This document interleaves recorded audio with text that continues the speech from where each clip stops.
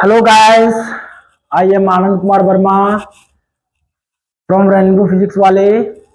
आज आप लोगों को मैं बताने वाला हूं कोई भी फिजिकल क्वांटिटी हो उसका डायमेंशनल फॉर्मूला किस तरीके से निकाला जाता है।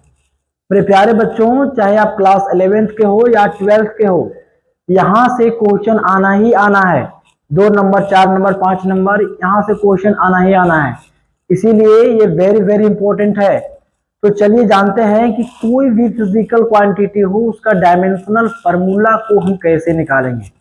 तो सबसे पहला कॉन्सेप्ट है बच्चों कि जो फिजिकल क्वांटिटी का हम लोग डायमेंशनल फॉर्मूला निकालेंगे उसको स्क्वायर ब्रैकेट में लिखना मस्ट है। दूसरा है कि जो फिजिकल क्वांटिटी का हम लोग डायमेंशनल फॉर्मूला को निकालेंगे उस फिजिकल क्वांटिटी का या तो आपको फॉर्मूला पता होना चाहिए या तो उस फिजिकल क्वांटिटी का एसआई यूनिट पता होना चाहिए। कम से कम दो में से एक चीज पता होना चाहिए, तभी जाकर के आप उस फिजिकल क्वांटिटी का डायमेंशनल फॉर्मूला आसानी से निकाल सकते हैं। तो आइए मेरे प्यारे बच्चों, मैं अभी दिखाता हूं आप लोगों को कुछ फिजिकल क्वांटिटी का डायमेंशनल फॉर्मूला को निकाला कैसे जाता है। फिर आप लोग सीखिए और जो बच्चे नहीं पढ़ाई कर रहे हैं, जो इधर उधर घर में हैं, बैठे हैं, इंतजार कर रहे हैं ऑनलाइन वीडियो आने का इजी कॉन्सेप्ट में, तो आप इस वीडियो को जो है शेयर भी करें ताकि उसके पास वीडियो पहुंचे और वो भी सीखे, है ना। चलिए आइए, मैं सबसे पहले स्टार्ट करना जा रहा हूं। सबसे पहले हेडिंग डालिएगा बच्चों, dimensional formula of some physical quantities, जिसमें से पहला होगा बच्चों स्पीड। ले लो ना, तो स्पीड का मतलब क्या होता है? चाल। तो मैंने कहा था अभी आप लोगों को कि जिस फिजिकल क्वांटिटी का डायमेंशनल फॉर्मूला निकालिएगा उसका या तो फॉर्मूला पता होना चाहिए या तो उसका यूनिट। तो मैं अभी आपको फॉर्मूला से निकाल करके दिखाता हूं। देखिए, स्पीड का मतलब क्या होता है? चाल। तो स्पीड का फॉर्मूला होता है बच्चों डिस्टेंस अपॉन टाइम। तो लिखेंगे यहां पे डिस्टेंस अपॉन टाइम। तो डिस्टेंस को मेजर किस में करते हैं बच्चों? लेंथ में। तो लेंथ हो गया अपॉन क्या हो जाएगा? टाइम। लेंथ का सिंबल क्या है बच्चों? एल, यानी कि एल पे पावर 1। टाइम का सिंबल बच्चों टी, यानी टी पे पावर 1। यानी हो जाएगा, जरा ध्यान से देखना है, टी पे पावर 1 डिवाइड टी पे पावर 1। ये टी पे पावर 1 डिवाइड में है, मल्टीप्लाई में जाएगा ना, तो क्या हो जाएगा? पावर इसका प्लस से माइनस हो जाएगा, टी पे पावर -1। तो ये हो गया डायमेंशनल फॉर्मूला स्पीड का। नेक्स्ट अगर बात करें बच्चों वेलोसिटी का, तो वेलोसिटी का भी डायमेंशनल फॉर्मूला सेम होता है। दोनों में डिफरेंट यही है कि यहाँ पे डिस्टेंस अपॉन टाइम है, तो वेलोसिटी का हो जाएगा डिस्प्लेसमेंट अपॉन टाइम। दोनों का डायमेंशनल फॉर्मूला एक ही होता है, एल पे पावर 1 टी पे पावर -1। नेक्स्ट में अगर बात करूं एक्सलरेशन का बात करूं बच्चों, तो सबसे पहली बात तो आपको जानना होगा कि एक्सलरेशन का फॉर्मूला क्या होता है। तो हम लोग जानते हैं rate of change of velocity per unit time, यानी कि हो जाएगा बच्चों वेलोसिटी अपॉन टाइम। तो वेलोसिटी का डायमेंशनल फॉर्मूला और स्पीड का दोनों को तो सेम होता है ना, तो वेलोसिटी के जगह पे हम लोग वेलोसिटी का डायमेंशनल फॉर्मूला रखेंगे। फिर यहाँ पे टाइम का हो जाएगा ना टी पे पावर 1। मेरे प्यारे बच्चों, टी पे पावर 1 प्लस में है, ये डिवाइड में है, पावर ऊपर जाएगा तो क्या हो जाएगा ना माइनस। तो एल पे पावर 1 टी पे पावर -1 ऑलरेडी है, ये अगर मल्टीप्लाई में जाता है तो टी पे पावर -1। अब देखिए दोनों का बेस क्या है ना, सेम है। जब किसी भी फिजिकल क्वांटिटी या किसी भी वेरिएबल का बेस सेम हो जाता है ना, तो पावर क्या होता है? ऐड होता है। तो ऐड कर दीजिए तो हो जाएगा एल पे पावर 1 टी पे पावर -2। ये हो जाएगा डायमेंशनल फॉर्मूला एक्सलरेशन का। अगर बात करें बच्चों मोमेंटम का, तो मोमेंटम का क्या होता है फॉर्मूला, मास इनटू वेलोसिटी।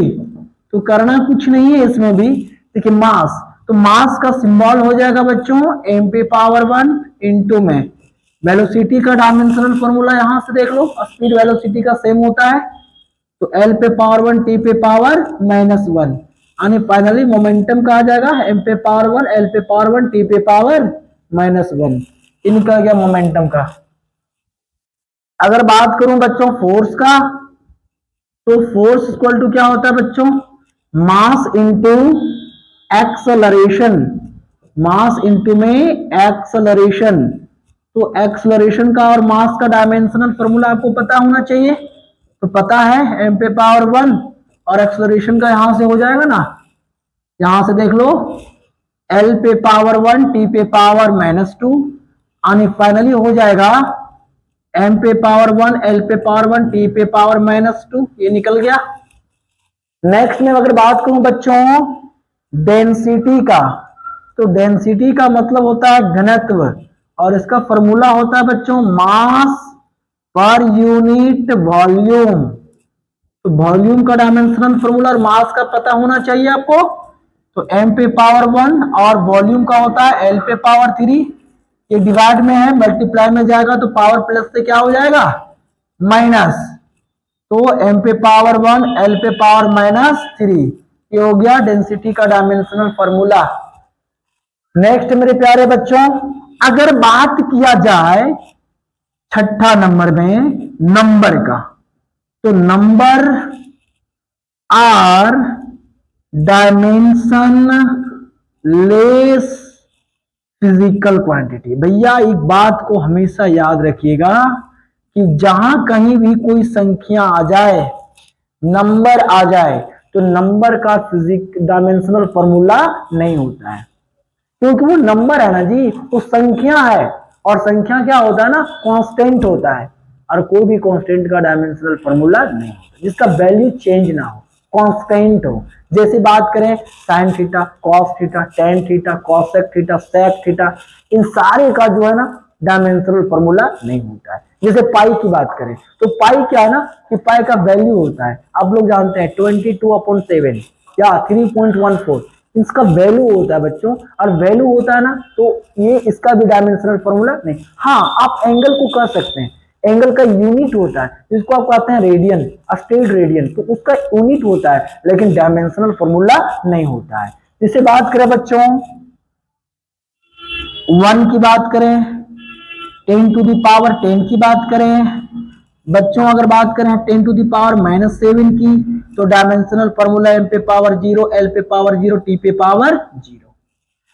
अगर बात करें बच्चों साइन थीटा की, अगर बात करें बच्चों कॉस थीटा की, अगर बात करें बच्चों टेन थीटा की, अगर बात करें बच्चों सेक थीटा की, अगर बात करें बच्चों कॉसेक थीटा की, कॉसेक थीटा की, अगर बात करें बच्चों कॉट थीटा की, तो ये सब एंगल है, एंगल का यूनिट होता है लेकिन डायमेंशनल फॉर्मूला नहीं होता। ये हमेशा जेम में डाल के रखिएगा, जहां एंगल आ जाए ना तो वहां पे डायमेंशनल फॉर्मूला m पे पावर 0, l पे पावर 0, t पे पावर 0।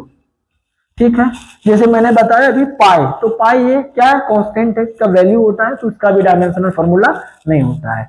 अगर बात करें बच्चों area of circle, area of circle का डायमेंशनल फॉर्मूला तो इजी वे में हम लोग कैसे निकालेंगे, सबसे पहले तो हमें पता करना होगा भाई कि एरिया ऑफ सर्कल का फॉर्मूला क्या होता है, फिर इसका डायमेंशनल फॉर्मूला आसानी से निकाल लेंगे। तो आइए लिखते हैं, फॉर्मूला हो जाएगा बच्चों 7 नंबर में, area of a circle, area of a circle का फॉर्मूला होता है पाई आर स्क्वायर। तो मेरे प्यारे बच्चों अलग अलग कर दो, पाई को अलग कर दो और आर का स्क्वायर को अलग कर दो। पाई कांस्टेंट, उसका डायमेंशनल फॉर्मूला 1 ले लेते हैं क्योंकि डायमेंशनल फॉर्मूला तो होता ही नहीं है ना पाई का। आर का मतलब क्या हो गया रेडियस, रेडियस को मेजर किस में करते हैं बच्चों लेंथ से, तो लेंथ का सिंबल क्या होता है एल, तो L का पावर क्या हो जाएगा 2। यानी फाइनली एरिया ऑफ सर्कल का डायमेंशनल फॉर्मूला L पे पावर 2। नेक्स्ट अगर बात करें बच्चों वॉल्यूम ऑफ ए स्फीयर की बात करें बच्चों, तो फॉर्मूला पता होना चाहिए ना, 4/3 पाई आर का क्यूब। सभी को अलग अलग करिए, तो 4/3 तो एक नंबर आ गया अपने आप में, पाई कांस्टेंट है, आर का पावर 3 मतलब कि निकल के आ जाएगा 4/3 मतलब कि 1, पाई का भी 1, यानी आर का क्यूब है तो एल का क्यूब, यानी वॉल्यूम ऑफ स्फीयर का फॉर्मूला एल पे पावर 3। जेक बोर्ड के लिए very very important physical quantity है ग्रेविटेशनल कांस्टेंट। ग्रेविटेशनल कांस्टेंट, इसका डायमेंशनल फॉर्मूला जानना बहुत जरूरी है बच्चों, क्योंकि ये वेरी वेरी इंपॉर्टेंट है। ट्रिपल स्टार मार लीजिए, ये आना ही आना है। ग्रेविटेशनल कांस्टेंट जी, ग्रेविटेशनल कांस्टेंट जी, इसका डायमेंशनल फॉर्मूला भी आप लोगों को निकाल के दिखा रहा हूं मैं, एकदम इजी वे में, बिल्कुल इजी वे में होगा।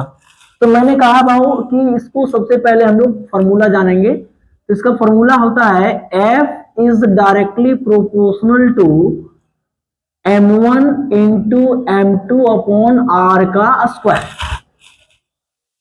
इसका मतलब ये हुआ कि दो बॉडी रखा हुआ है प्रकार से, r दूरी पे रखा हुआ है, जिसका मास m1 हो गया और जिसका मास क्या हो गया m2 हो गया। अगर इन दोनों बॉडी के बीच का डिस्टेंस को घटा देते हैं तो दोनों के बीच फोर्स लगने वाली क्या कर जाएगा, इंक्रीज कर जाएगा। अगर इन दोनों बॉडी के बीच डिस्टेंस को बढ़ा दें तो दोनों बॉडी के बीच लगने वाली फोर्स क्या कर जाएगा, घट जाएगा। मतलब ये जो फोर्स होता है ना, उन दोनों बॉडी के बीच का डिस्टेंस का इनवर्सनली प्रोपोर्शनल होता है। अगर हम डिस्टेंस को बढ़ा देते हैं, दोनों बॉडी के बीच लगने वाली फोर्स क्या कर जाएगा, घट जाएगा। अगर दोनों बॉडी के बीच का डिस्टेंस को घटा देते हैं, दोनों बॉडी के बीच लगने वाला फोर्स क्या कर जाएगा बच्चों, बढ़ जाएगा। इसी को कहते हैं हम लोग ग्रेविटेशनल फोर्स। तो यहां से ग्रेविटेशनल फोर्स का फॉर्मूला आ गया F इज डायरेक्टली और inversely proportional to m1 into m2 upon r का स्क्वायर। तो यहां से डायरेक्टली अर्थात इनवर्सनली प्रोपोर्शनल का साइन हटाते हैं बच्चों, तो आ जाता है G m1 into m2 upon r का स्क्वायर।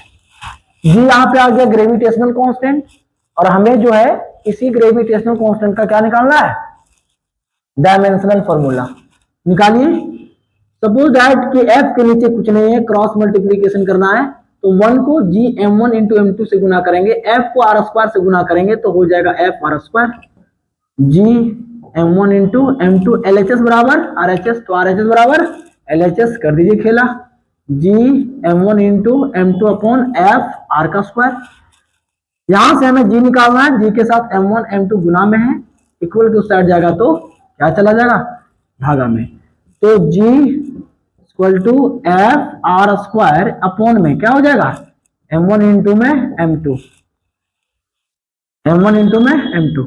अब यहां से करना क्या है ना, आपको अभी मैंने सभी का डायमेंशनल फॉर्मूला निकाल के दिखाया हूं, तो हो जाएगा m पे पावर 1, l पे पावर 1, t पे पावर -2 इंटू में r का रेडियस का l पे पावर 2 अपॉन में यहाँ पे दो मास है तो m पे पावर 1 इंटू में m पे पावर 1। बच्चों दोनों का बेस सेम है, l पे पावर 1 l पे पावर 2, दोनों का बेस सेम है, पावर क्या होगा, जुड़ेगा। तो m पे पावर 1 l पे पावर 3 t पे पावर -2 अपॉन में क्या हो जाएगा, m यहाँ भी दोनों का मास सेम है, बेस सेम है, तो पावर जुड़ जाएगा m पे पावर 2, क्योंकि यहाँ m पे पावर कुछ नहीं है तो 1, यहाँ भी 1, दोनों का बेस सेम है, पावर जुड़ गया।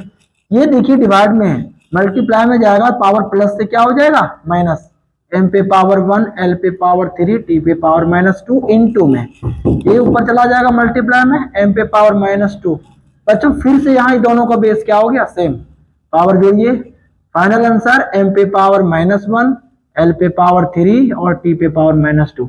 बच्चों ये वेरी वेरी इंपॉर्टेंट है, रट्टा नहीं मारना है, बस इस फॉर्मूले को याद रखना है और इजी वे में इसी प्रकार से आपको ग्रेविटेशनल कांस्टेंट का डायमेंशनल फॉर्मूला को निकालना है। Very very easy. तो ये सब कॉमन कॉमन फिजिकल क्वांटिटी का डायमेंशनल फॉर्मूला मैंने आज आप लोगों को सिखाया है। अगर वीडियो अच्छा लगे तो शेयर जरूर करिएगा, लाइक करिएगा, कमेंट करिएगा। शेयर इसलिए करिएगा क्योंकि जो बच्चे नहीं जान रहे हैं ना निकालने के लिए, वो कम से कम आपकी मदद से वो भी सीख